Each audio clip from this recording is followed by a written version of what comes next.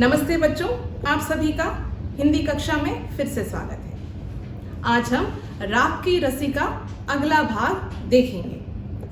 बच्चों, हम पहले भाग में पढ़ चुके हैं कि लॉन्पोगार ने अपने बेटे को 100 शीप दिए और उसे कहा कि उसे मारना या बेचना नहीं और उसे 100 सैक्स ऑफ बार्ली के साथ वापस लाना है। तो दोबारा लॉन्पोगार ने क्या किया, नेक्स्ट डे क्या किया कि उसे फिर से बुलाया और उसे कहा कि इसी भेड़ को ले जाओ वापस और फिर से 100 सैक्स ऑफ बार्ली लाना है। तो अब हम इसका आगे का भाग देखेंगे। एक बार फिर निराश लॉन्पोगार का बेटा शहर में उसी जगह जा बैठा। न जाने क्यों उसे यकीन था कि वह लड़की उसकी मदद के लिए जरूर आएगी, और हुआ भी कुछ ऐसा ही। वह लड़की आई, उसने अपनी मुश्किल कह सुनाई। अब तो बिना जौ के 100 बोरों के मेरे पिता मुझे घर में नहीं घुसने देंगे। लॉन्पोगार का बेटा शहर जाता है और वो बहुत ही उदास हो जाता है और वो वहीं बैठता है जहां वो पहले बैठा था। उसे यकीन यानी कि उसे ट्रस्ट या बिलीव था कि वो लड़की फिर से उसकी मदद करने के लिए आएगी, और ऐसा ही होता है। वो लड़की आती है और उसने फिर से यानी कि लॉन्पोगार के बेटे ने उस लड़की से कहा कि अब तो बिना जौ के 100 बोरों के मेरे पिता मुझे घर में घुसने नहीं देंगे।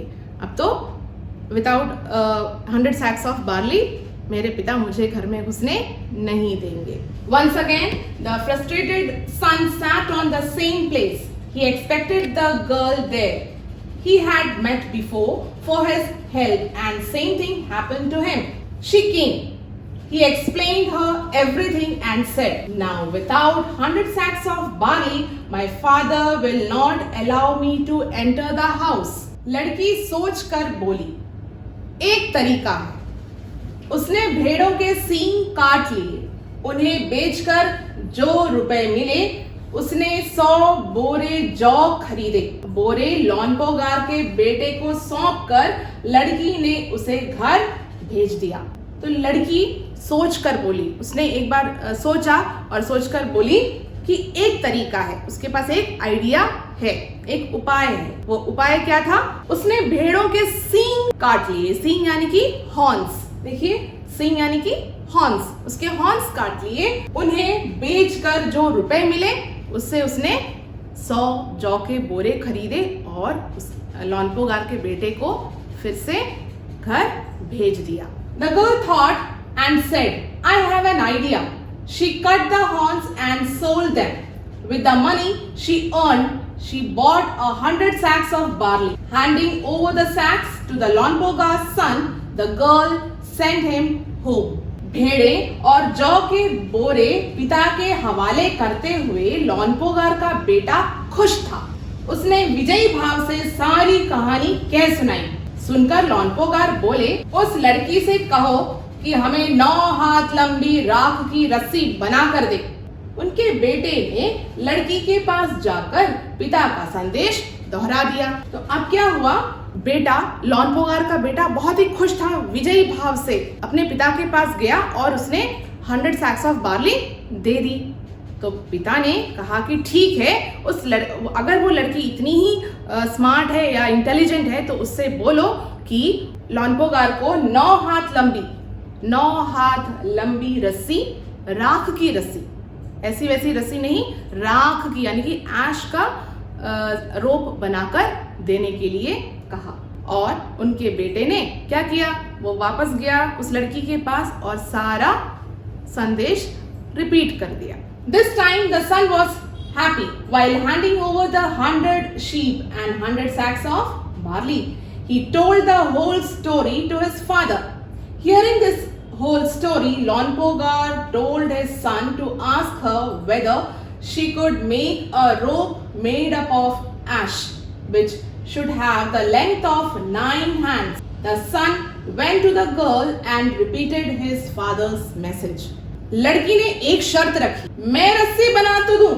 लड़की ने एक शर्त रखी, मैं रस्सी बना तो दूंगी मगर तुम्हारे पिता को वह गले में पहननी होगी। लॉन्पोगार ने सोचा ऐसी रस्सी बनाना ही असंभव है, इसलिए लड़की की शर्त मंजूर कर ली। तो लड़की ने यहाँ पर एक कंडीशन रखी, एक शर्त रखी कि वो रस्सी तो बना देगी, लेकिन लोनपोगार को वो रस्सी अपने गले में पहननी होगी। लोनपोगार ने सोचा कि ऐसा तो हो ही नहीं सकता, क्योंकि ऐश की रस्सी तो बनाई नहीं जा सकती है, तो पहनना तो दूर की बात है। तो उसने यानी कि लोनपोगार ने ये शर्त मंजूर कर ली, चैलेंज एक्सेप्ट कर लिया। But the girl put forward a condition, I will make the rope, but your father must wear the rope of ashes around his neck. Lonpogar thought it was impossible to make such a rope. Therefore, the condition of the girl was accepted. अगले दिन लड़की ने 9 हाथ लंबी रस्सी ली, उसे पत्थर के सिल पर रखा और जला दिया। रस्सी जल गई, मगर रस्सी के आकार की राख बच गई। इसे वह सिल समेत लोनपोगार के पास ले गई और उसे पहनने के लिए कहा। लोनपोगार रस्सी देकर चकित रह गया। तो अगले दिन नेक्स्ट डे क्या हुआ, उस लड़की ने 9 हाथ लंबी रस्सी लिया और उसे एक सिल यानी कि स्लैब, पत्थर का जो स्लैब होता है उसके ऊपर उसने रखा और उसे जला दिया। जलाने के बाद क्या हुआ, रस्सी के आकार का, रस्सी तो जल गई लेकिन उसके आकार का जो राख था वो बच गया और उस लड़की ने वो सिल समेत उस स्लैब को उठाकर वो लोनपोगार के सामने उसने रख दिया और लोनपोगार तो दंग रह गए, चकित रह गए। The next day she took a rope which was as long as 9 hands. She kept the whole rope on the stone slab and burned it out. The rope burned, but the rope shaped ash left. She took the slab to the Lonpogar and asked him to wear it. Lonpogar was surprised to see the rope. वे जानते थे कि राख की रस्सी को गले में पहनना तो दूर, उठाना भी मुश्किल है, हाथ लगाते ही वह टूट जाएगी। तो लोनपोगार जानते थे कि राख यानी कि ऐश की जो रस्सी जो वहां पे पड़ा हुआ था उसे पहनना यानी कि वेयर करना तो दूर की बात है, उसे छूना मुश्किल है, क्योंकि जैसे ही लोनपोगार छुएंगे वो पूरा पाउडर हो जाएगा, राइट। लड़की की समझदारी के सामने उनकी अपनी चालाकी धरी रह गई, तो वो लड़की के इंटेलिजेंस के सामने हार गए। पहली बार वो एक लड़की के इंटेलिजेंस के सामने हार गए। बिना वक्त गवाए लोनपोगार ने अपने बेटे की शादी का प्रस्ताव लड़की के सामने रख दिया और वक्त यानी कि टाइम, तो बिना टाइम गवाए या बिना टाइम वेस्ट किए लोनपोगार ने क्या किया, लोनपोगार ने अपने बेटे की शादी का प्रपोजल उस लड़की के सामने रख दिया। धूमधाम से उन दोनों की शादी हो गई और बड़े ही आराम से धूमधाम से उन दोनों की शादी हो गई। He knew that it was impossible to wear ash rope and not possible to hold it. It will break while touching. His trick remained in front of the girl's intelligence. Without losing time, Lonpogar proposed the marriage of his son to the girl. Both of them got married with great pomp. तो बच्चों ये कहानी यहीं पर समाप्त होती है। बच्चों तो आपने इस कहानी में यानी कि शुरू में देखा था कि लोनपोगार बहुत ही वरीड थे अपने बेटे के लिए, है ना। तो उन्होंने क्या सोल्यूशन निकाला अपने बेटे के उस सीधे साधेपन का? जी हाँ, उन्होंने एक सोल्यूशन निकाल दिया।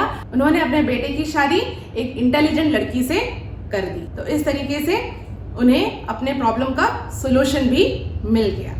ये देखिए उन दोनों की शादी हो जाती है। तो बच्चों अब हम एक और एक्टिविटी की ओर बढ़ते हैं। पहला एक्टिविटी था कि भेड़ों के बालों का हम क्या क्या कर सकते हैं, वो आप शायद लिख चुके होंगे। तो ये दूसरी एक्टिविटी है, इसे भी आप अपने एक्टिविटी बुक में करिएगा। 5 अनाजों के नाम लिखिए। आपको 5 अनाजों के नाम अपनी एक्टिविटी बुक में लिखने हैं। बच्चों देखिए भेड़ों के बाल का हम क्या क्या कर सकते हैं। भेड़ों के बाल का हम स्वेटर बना सकते हैं, शॉल बना सकते हैं, वुलन शॉल बना सकते हैं। और देखिए सींगों का क्या करते हैं, हॉर्न्स, उस लड़की ने हॉर्न्स काटे थे ना, तो वो हॉर्न्स का क्या कर सकते हैं। हॉर्न्स का देखिए डेकोरेटिव आइटम्स हम बना सकते हैं। इस तरीके से डेकोरेटिव आइटम्स हम बना सकते हैं हॉर्न्स का। चलिए अब हम इसके शब्दार्थ की ओर बढ़ते हैं। पाठ 1, राग की रस्सी। चालाकी, क्लेवरनेस, हाजिर जवाबी, क्विक आंसर, मशहूर, फेमस, चैन, पीसफुली, जिंदगी, लाइफ। चिंता, थॉट, भोला, सिंपल, होशियारी, क्लेवरनेस, छूना, टू टच, सीधा, स्ट्रेट या सिंपल। सादा, सिंपल, भेड़, शीप, शहर, सिटी, मारना, टू किल, बेचना, टू सेल, वापस, टू रिटर्न और गिवन बैक। जौ, बार्ली, बोरा, सैक, घुसना, टू एंटर, रवाना, टू सेंड। समस्या, प्रॉब्लम, सोचना, टू थिंक। विचारना, टू थिंक ओवर, सड़क, रोड, किनारा, एज और साइड। हल, सोल्यूशन, समझ, इंटेलिजेंस, नॉलेज, सेंस। हाल, कंडीशन, बाल, हेयर। उतारना, टू रिमूव, बाजार, मार्केट, धूमधाम, पॉम। आप बीती, पास्ट, कमरा, रूम, पिछली, लास्ट और प्रीवियस।